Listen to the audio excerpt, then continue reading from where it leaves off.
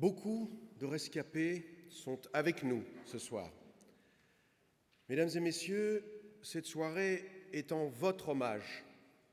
Je vous prie de bien vouloir vous lever quelques instants afin que nous puissions tous ensemble saluer votre présence.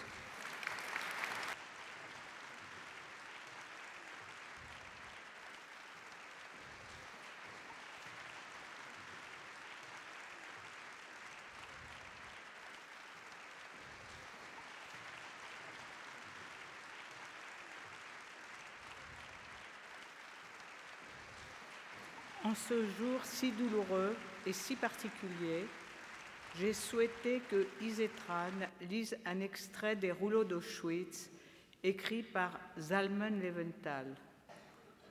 Les rouleaux d'Auschwitz sont des textes écrits au péril de leur vie par les témoins de la barbarie nazie.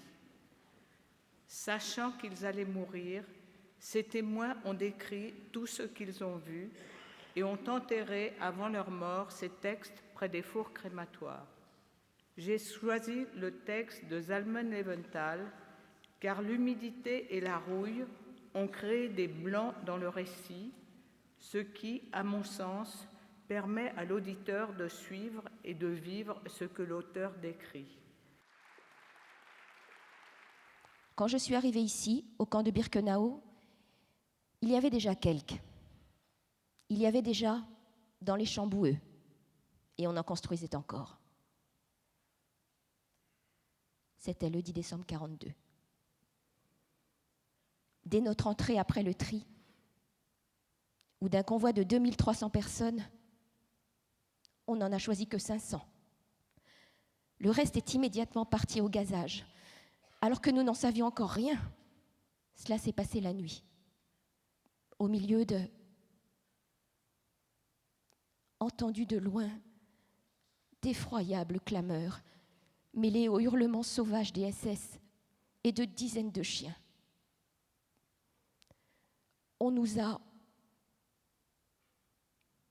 expliqué qu'on était en train, à l'aide de chiens, de conduire à la mort nos familles.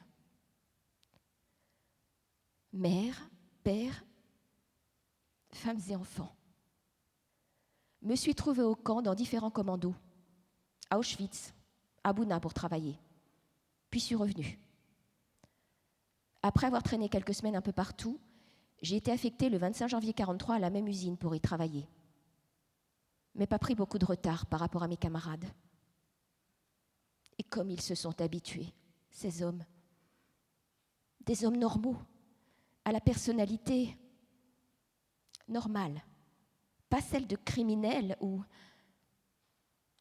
mais celle d'hommes de cœur, de sentiments. Voilà ce qu'on avait fait de nous jusqu'à ce que nous soyons. Ce n'est qu'au retour dans son bloc, après le travail, quand chacun s'est couché pour se reposer,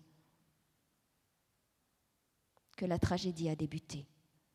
Ses proches, ceux qui lui étaient les plus chers, ne vivaient plus et ne revivraient plus, car il les avait lui-même brûlés.